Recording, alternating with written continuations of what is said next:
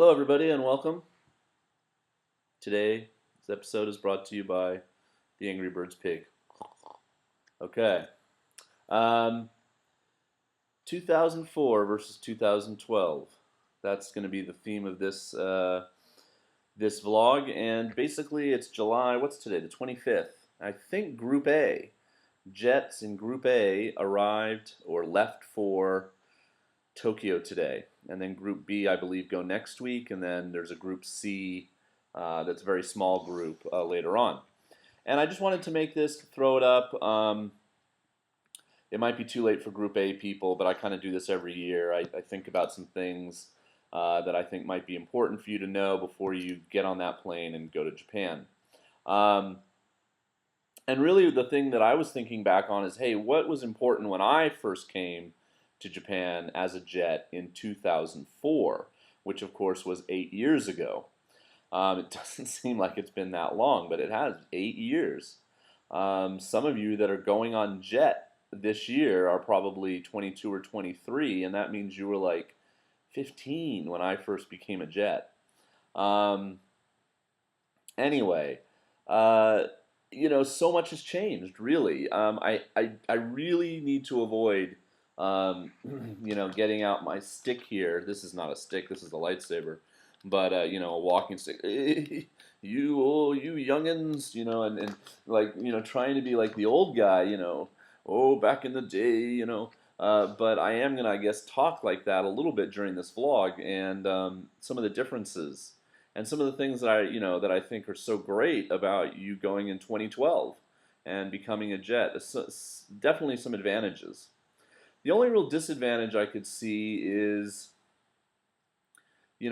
obviously some people, some jets get off on being, very exotic, and oh, there's only one foreigner in our town. And when Jet first started, the rural Japan was very much like that, and it still is to a certain extent. There's not many non-Japanese people that live in my rural town, even though I teach at a university.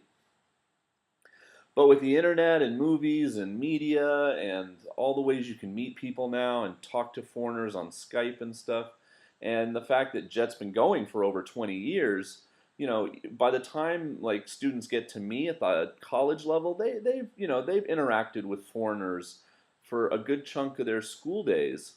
And I just don't think, you don't get the, hey, gaijin da, like you might have 15 years ago. You do still, of course, get stares and everything. I mean, some of the stuff I get, I think, is just because I'm ginormous. I'm just sumo size, but anywhere you go, you'll get looked at. Um, but that might have worn off a little bit. And for some jets, that might be a bad thing. Like maybe you want to discover the real Japan, and I get letters or PMs, like emails every now and then. People asking me like, I really don't want to be placed in like a big city. I want to discover the real Japan, traditional Japan. And I mean, that's great if you're after that experience, but Japan is a very, is a first world country, and while there's a big difference between the Japan I live in, out here in the rural countryside, and the Japan that like Tikio Sam or even Give Me a Break Man in Nagoya or PJ Kansai or Kobe, Busan Kevin, they all live in big cities, and there is a huge difference, but uh, you know, the Japan of, I don't know, 20 years ago doesn't really exist anymore, I guess. I mean, a lot of it's caught up now with some culture. Of course, it's still behind the times in certain aspects, don't get me wrong, but that's a subject for a whole nother vlog. Okay, so the biggest thing I think is gadgets. To be honest, we're going to talk about the internet in a minute and stuff, but this little device right here, my iPhone with my Sumo Pig, um, it, it's it's an amazing gadget, and I'm sure you all have something like it. Most of you, if you are from Europe or America or Australia, you probably have a smartphone. They're catching on in Japan, but still, if I walked out into the media center right now and took a quick poll, I'd say only about 20% of my students have one. A lot of them still have the older style cell phones, but they have access to the internet and stuff on that too. But it's an amazing gadget, and there's so much now that you can do on this that, I mean, think about the books I bought with me in 2004, like a Lonely Planet guide and a little like dictionary and a little phrase book. And they used to give you this thing every year, and I might still have it. I could probably go get it, called the Jet Journal, and uh, it was basically a book. It was a calendar. You could write down stuff, but then it had all these pages of all these like lingo that you might need if you ever went to the hospital. It had easy phrases in there. It had your hiragana katakana chart, and it was a handy little book. And maybe they still make it. Let me know in a comment if you got one in say 2011.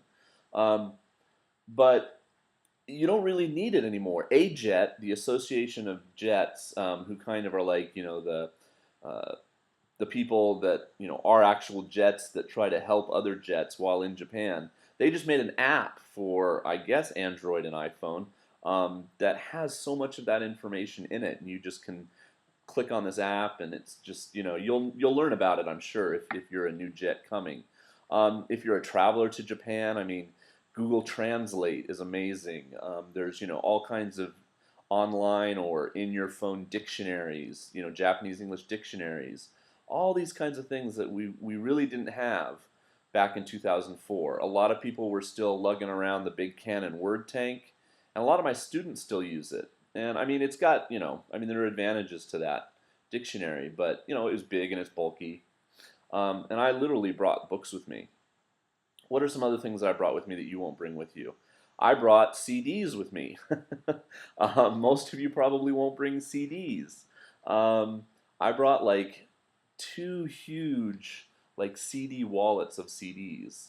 Um, I can't even think how many I brought with me, like maybe more than 200.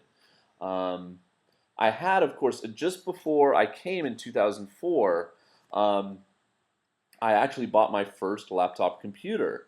I'd used computers, of course, in jobs and at school and stuff, but I'd never owned my own laptop. To own a small computer, I just had the desktop that like we used at the house.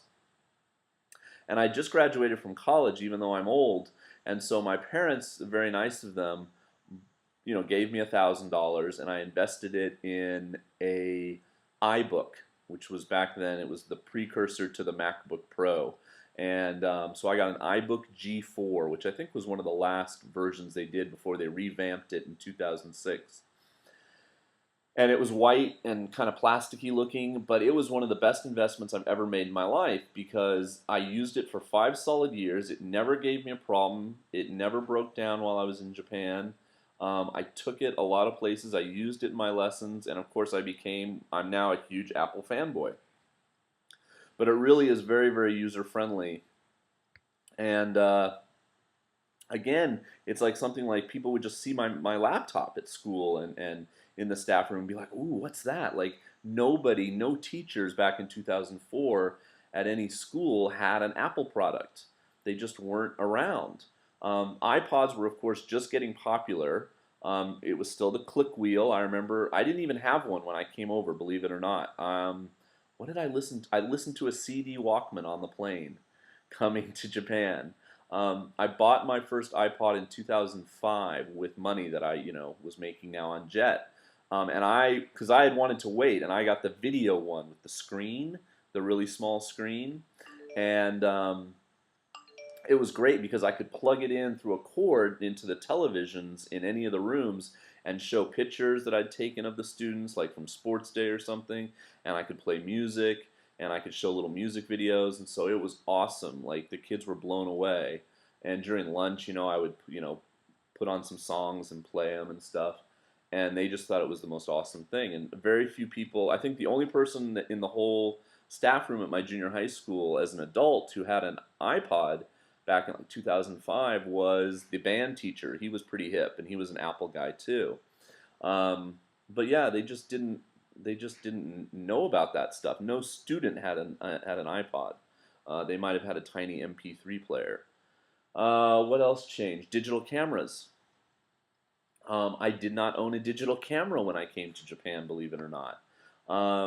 In 2004, I had never owned one in America for some reason, and this is one reason. Like, I dated a woman for a long time before I came to Japan, and it's weird. Like I have like my memories of like things we did and what she looks like and are literally going away because it's been so. I mean, I don't have any pictures of her on my computer or anything because everything was taken with film, and all those pictures are stored in that I kept are stored in boxes and stuff in San Diego.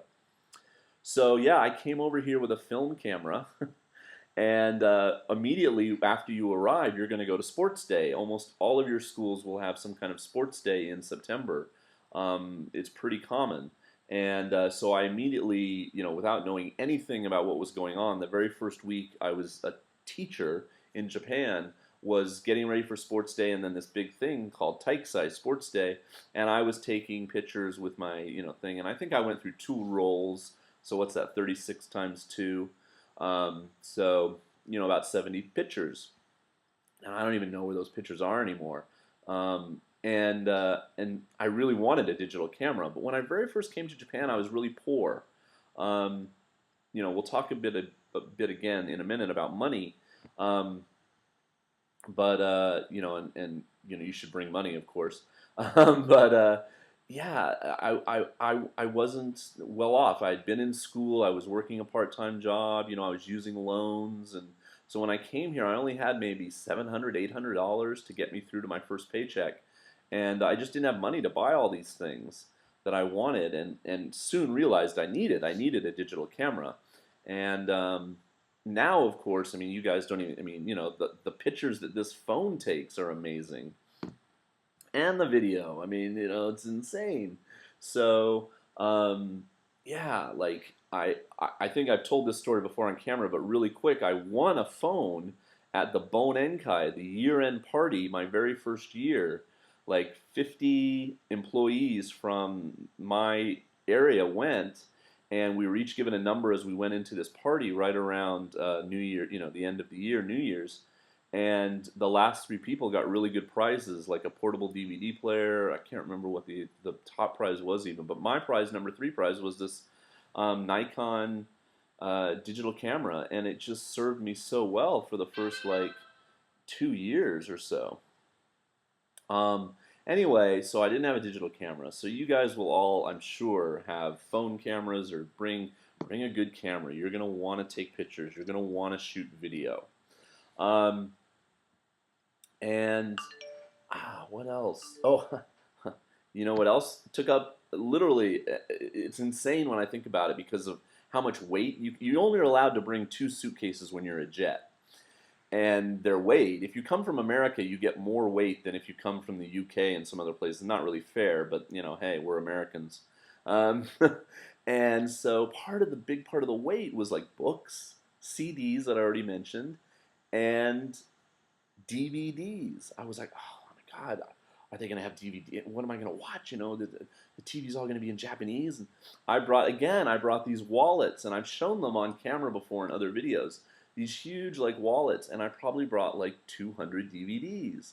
And I didn't want to ship them differently because they're so heavy, and I knew it would just cost so much to ship. So I didn't bring any winter clothing, which was really smart because you won't need it at all when you first get here. And instead, I used that weight and that space to bring DVDs. And of course, you guys won't. I mean, now it's like, and I'm going to bring out my iPad again. But I just got this service, and if you're coming to Japan, you might want to know about it.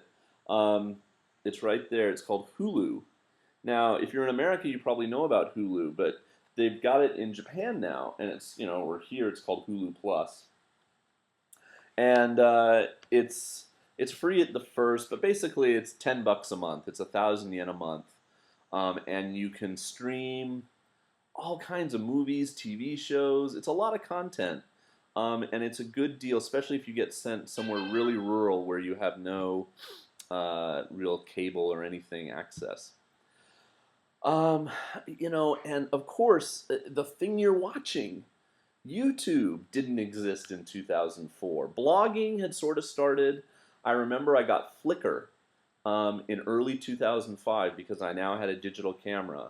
I might have even gotten it in late 2004 to post some photos that people were giving me, like, here's a photo of you I took. Um, And yeah, it's just like, so I started a blog, and I did a lot of blogging at first, and it's still there. I can put the URL down in the comments if you guys want it, but I haven't updated it in a long time. Uh, and then, of course, YouTube came along, and I started vlogging. But I really didn't start vlogging like I do now until 2008. So that was pretty late into my time as a jet. My first 2 or 3 years, I shot video of a lot of stuff, but I would just put the video up and I wouldn't appear on camera and blah blah. So YouTube, I mean, just such a great way to share, what's going on in your life with people back in the States or back wherever your hometown is. Um, of course, now there's rules about it. You need to talk to your schools, what's allowed, what's not allowed. What can you show, what can you not show, and you got to respect privacy and people's faces and everything. And Japan's very much about that as a country in general. But it was all new when I first came. Of course, Facebook, now is ever present in just about everybody's life. I mean, maybe you don't use it, but and of course, you can access Facebook and stuff here. Now, you might get to a school where it blocks, Facebook, or it blocks Google, Gmail or something, and you can't use it while at work. But, come on, you're going to have your K-tie, you're going to have, whatever it is. And I think that's probably going to be more problematic for schools as time goes on, because they're going to want to switch to Wi-Fi, and it's just going to be harder to police, perhaps. But anyway, be careful about that. At school, you're supposed to be working, and you don't want to, be hogging on the computer, just chatting on Facebook or whatever. But I mean, there was no face. I mean, there was Facebook, I think, in when I very first got here, because I remember signing up for Facebook back when you had to have a college address, like my ucsd.edu email address, before like anyone could go. I remember I got in like right at the end, and then like a couple months later they opened it up to the public. Um, and I barely used it at first, because now I'm on practically every day, and it's just a great way to keep in touch with people in all different time zones. But that really wasn't around, especially in 2004 when I very first came.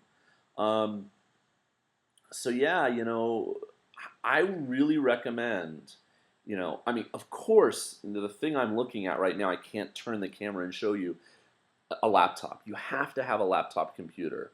You just must. It's don't you don't have to invest. You don't have to invest in an Apple if you don't want to. You can get a MacBook Air or whatever. I mean, you can get one of the cheaper ones. You have to have a good laptop. Um, I highly recommend an iPad. I just think for all that it's going to be able to do, and as we start to use it in the classroom and stuff, it's really going to be a valuable tool. But the thing I was thinking about when I was thinking about my iPad the other day is how much I wish. Okay, I should preface this with my parents are old. I'm old, they're old. So I was 35 when I came, and my parents were probably in their mid to late 60s. Um, because they're in their mid 70s now, and it's 8 years later. So they were not computer generation people, and it was really tough to communicate with them via email. And when I first moved to Japan in 2004, my parents are British, and they had moved back to England. And so my brother and sister weren't around them. It was just British relatives, and they were really living on their own for the most part in a tiny village. And I did go get to visit them a few times, but it was really hard to contact them. And we had to get long distance. I mean, there was no Skype. These phone calls now that I can make on Skype. It's amazing how much has changed in 8 years. Uh, so I would love now, like my parents now. I don't know how old your parents are and how computer savvy they are. I would love to be able to buy them. They bought me a computer, but I would love to be able to buy them an iPad and say, look, this is how you do it, and it's touch, and you touch this, and FaceTime, and Skype, and it would be so easy to stay in touch with my folks, and have them email me and stuff, and maybe like go, okay, now, touch on the YouTube app, and here's me at a shrine, here's me doing this. It's just such a great tool for that, and it would just be. I'd still want to buy my mom. She's 74 now, an iPad because she loves to read, and I mean, we didn't even mention Kindles and books, and I mean, I brought all kinds of like novel and comic books. I mean, I think you guys know how much I'm into comic books. I kept open my comic book subscription at the store in San Diego, and every like 3 months he would box up, a stack of comic books. The stack comic books are heavy, and maybe a magazine or two. There used to be a magazine for comic books called Wizard, and I mean it was thick and heavy, and he would mail it, and it would be like $50 just to mail me, maybe $70 worth of comics. And so I got those, and I mean, I had stacks and stacks of comics when I left Japan after 5 years of being an ALT. But now, of course, you would just read them all digitally, like I do. I just can't. I just can't. My mind boggles at all the amazing differences that the class of 2012, if you want to call yourselves that, have versus when I came in 2004. And of course, someone in someone could have made this video in 2004 talking about 8 years before in 1996. I mean, I can't it blows my mind to think about Jets who lived in my town or my area with no internet, with no, barely cell phone, no digital camera. Everything was film. I mean, just all these things that they didn't have. Um, and I mean, they survived. They had a good time. Their jet experience was their jet experience. Mine during all that time was my jet experience. Your jet experience will be very social media and connected, and it's just amazing what you can do. I mean, just this. I mean, think about all the music and books and movies and crap you can put right here in this little thin thing and take it on the airplane, and oh my God. So I guess that's the main thing I'm just trying to stress is, definitely invest if you have the money. Trust me, I know that what it's like not to have the money when you first come over. But if you do, you know, don't think you're going to be able to easily buy some Apple stuff, especially in Japan, depending on where you're sent. I would buy it in your home country, get a warranty, because Apple especially is very good about honoring that guarantee or warranty if it breaks or has any problems anywhere in the world. Um, but whatever product you buy, and I've made whole videos about my cell phone. I'm not going to go into that, but there's some people say that you can bring your iPhone to Japan. Some people are saying nope, it won't work. You're going to have to get a new one in Japan. But anyway, when you're first taken, because this is a very common first, you get off the plane in your new location, and one of the first things your supervisor wants to usually do is go get you a cell phone, literally within the first day or two that you arrive. And I said no. I said, you know what, I'm going to wait and see how much I feel like I need one. And as you all know, because I've talked about it before, I never got one when I, when I was first a jet.